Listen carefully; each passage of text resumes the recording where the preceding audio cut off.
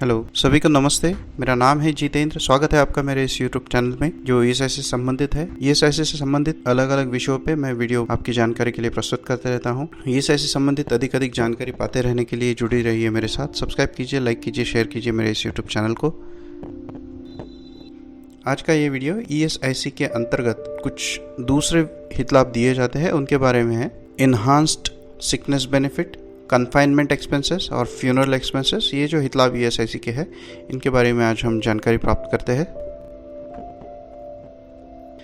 तो शुरू करते हैं पहले हित लाभ से, जिसका नाम है enhanced sickness benefit. Enhanced sickness benefit दिया जाता है फैमिली प्लानिंग का जो ऑपरेशन होता है उसकी वजह से अगर बीमित व्यक्ति छुट्टी पर रहती है उसे यह हित लाभ दिया जाता है। तो अगर पुरुष है तो उसको वासेक्टोमी के लिए 7 दिन तक, और अगर महिला है तो उनको ट्यूबेक्टोमी के लिए 14 दिन तक ये हित लाभ दिया जा सकता है। इसके लिए जरूरी है कि बीमित व्यक्ति बीमारी हित लाभ के लिए पात्र हो। तो बीमारी हित लाभ और उससे संबंधित उसकी पात्रता की जो शर्तें हैं उसके बारे में पहले ही एक वीडियो इस चैनल पे अवेलेबल है, आप उसको जरूर देखिए। और उसके लिए पात्रता की जो शर्तें हैं वो मैं ब्रीफ में आपको बता देता हूँ कि पिछले योगदान कालावधि में 78 दिन से ज्यादा अगर काम किसी बीमित व्यक्ति ने किया हुआ है तो वो इस हित लाभ कालावधि में सिकनेस बेनिफिट के लिए एलिजिबल होता है। ईएसआईसी कंट्रीब्यूशन और बेनिफिट रेट्स के बारे में वीडियो है जिसमें आप अंशदान कालावधि क्या होता है, हित लाभ कालावधि क्या होता है उसके बारे में जान सकते हैं। वो भी वीडियो इस चैनल पे अवेलेबल है, आप उसको जरूर देखिए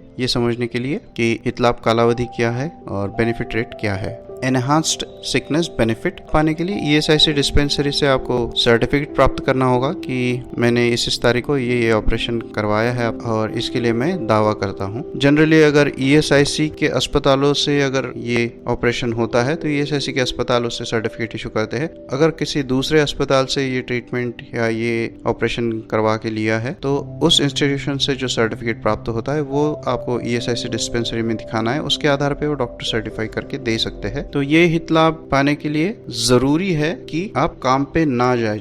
7 दिन अगर ये हित लाभ क्लेम करना चाहता है तो 7 दिन काम पे नहीं जाना है। काम पे नहीं जाएंगे तो ही ये हित लाभ मिलेगा। कुछ कंपनीज की पॉलिसी होती है फैमिली प्लानिंग ऑपरेशन के लिए पेड लीव देते हैं, तो कंपनी से ये पेड लीव मिलती है तो भी अतिरिक्त एनहांस सिकनेस बेनिफिट भी आप क्लेम कर सकते हैं और ये मिलेगा। शर्त यह है कि आप काम पे ना जाए। ये हित लाभ का दर जो है वो 100% ऑफ एवरेज डेली वेजेस होता है। तो जैसे मात्र हित लाभ के लिए 100% दर से बेनिफिट दिया जाता है उसी तरह एनहांस्ड सिकनेस बेनिफिट में भी 100% दर से हित लाभ दिया जाता है। और ये जो हित लाभ है ये सिकनेस बेनिफिट यानी बीमारी हित लाभ का जो लिमिट है 91 days in 2 consecutive benefit period, उस लिमिट के व्यतिरिक्त है। तो किसी व्यक्ति ने अगर पहले ही बीमारी हित लाभ के 91 दिन अवेल कर लिए हैं तो उसके व्यतिरिक्त ये हित लाभ मिलेगा। ये हित लाभ बीमारी हित लाभ के अतिरिक्त है। तो इस तरह से ये हित लाभ सिर्फ फैमिली प्लानिंग के ऑपरेशन के लिए जो बीमित व्यक्ति है उसको खुद को ही दिया जाता है। इसमें जरूरी है कि बीमित व्यक्ति खुद ये ऑपरेशन करे। उस बीमित व्यक्ति की पत्नी या बीमित महिला का पति ये ऑपरेशन करता है तो उनको ये हित लाभ नहीं दिया होगा, खुद वो बीमित व्यक्ति होना चाहिए। तो ये है एनहांस सिकनेस बेनिफिट। अगला हित लाभ हम देखेंगे कन्फाइनमेंट एक्सपेंसेस। कन्फाइनमेंट एक्सपेंसेस यानी प्रसूति व्यय। किसी बीमित महिला का प्रसव अगर ऐसी जगह पे होता है जहाँ पे ईएसआईसी की चिकित्साएं सुविधा उपलब्ध नहीं है तो उसे ये प्रसूति व्यय दिया जाता है। और ये प्रसूति व्यय बीमित व्यक्ति की पत्नी को भी दिया जाता है। ऐसी जगह पे प्रसूति अगर हुई जहाँ पे ईएसआईसी की सुविधाएं नहीं है तो उस बीमित व्यक्ति की पत्नी को भी ये सुविधा या कन्फाइनमेंट एक्सपेंसेस का लाभ मिल सकता है। इसे प्राप्त करने के लिए वो जहाँ पे प्रसूति हुई है वहाँ से सर्टिफिकेट लाना है प्रसूति का। वो सर्टिफिकेट शाखा कार्यालय में जमा करेंगे। शाखा अधिकारी उस सर्टिफिकेट की छानबीन करेंगे कि जहाँ से वो सर्टिफिकेट लिया गया है उस जगह पे ईएसआईसी की चिकित्सा सुविधाएं उपलब्ध है या नहीं है। अगर उनकी तसल्ली हो गई कि उस जगह पे ईएसआईसी की चिकित्सा सुविधाएं नहीं है तो ये हित लाभ वो दे देते हैं। इस हित लाभ का दर 5,000 रुपया है। ये इसलिए है कि 2 चीजें, एक तो महिलाएं बहुत बार प्रसूति के लिए कन्वीनियंट जगह पे चली जाती है जहाँ पे उनको सपोर्ट मिले या घर पे कोई उनकी देखभाल कर सके ऐसे व्यक्ति हो। और ईएसआईसी की मेडिकल फैसिलिटीज चिकित्सा सुविधाएं सभी जगह पे अवेलेबल नहीं है। तो कम से कम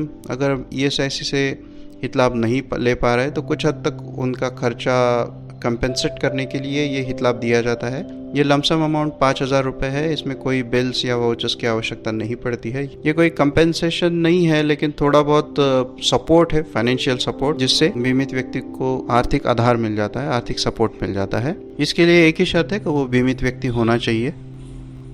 तीसरा हित लाभ है फ्यूनरल एक्सपेंसेस। फ्यूनरल एक्सपेंसेस यानी अंतिम संस्कार का खर्च। बीमित व्यक्ति की मृत्यु के बाद ईएसआईसी उसके अंतिम संस्कार का खर्चा भी देती है। जो भी व्यय अंतिम संस्कार के लिए उस परिवार को आता है, उस व्यय की भरपाई करना इसका उद्देश्य है। कोई भी बीमित व्यक्ति, किसी भी बीमित व्यक्ति की मृत्यु होने पे अगर वो परिवार के साथ रह रहा है तो उसके परिवार में से सबसे बड़ा सदस्य, या परिवार के साथ अगर नहीं रह रहा है तो कोई भी व्यक्ति जिसने उस व्यक्ति का अंतिम संस्कार किया, वह व्यक्ति फ्यूनरल एक्सपेंसेस या अंतिम संस्कार के खर्चे का दावा कर सकता है। इस दावे में जो व्यक्ति मृत हुई है उसका पहचान कार्ड या ईएसआईसी का कार्ड और मृत्यु का प्रमाण पत्र यानी डेथ सर्टिफिकेट, ये दोनों चीजें आवश्यक है, जिससे ईएसआईसी को पता चल सके कि ये बीमित व्यक्ति था और ये मृत हो गया है। ये दोनों आवश्यक है। और क्लेम करने वाले व्यक्ति को एक अंडरटेकिंग देना पड़ता है कि हाँ, मैंने इस व्यक्ति का अंतिम संस्कार के लिए इतना इतना खर्चा किया है, इस व्यक्ति की इस तारीख को डेथ हुई है, उसका डेथ सर्टिफिकेट नंबर ये है, ईएसआईसी का पहचान पत्र का नंबर ये है और मैं इस खर्चे का दावा करता हूँ।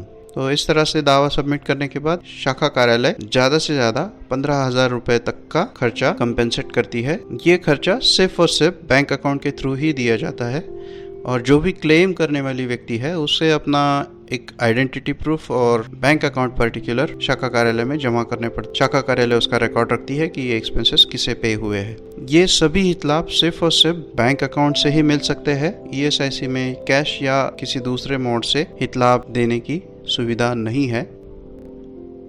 तो इस तरह आज हमने संवर्धित बीमारी हित लाभ, प्रसूति व्यय और अंतिम संस्कार व्यय के बारे में जानकारी ली।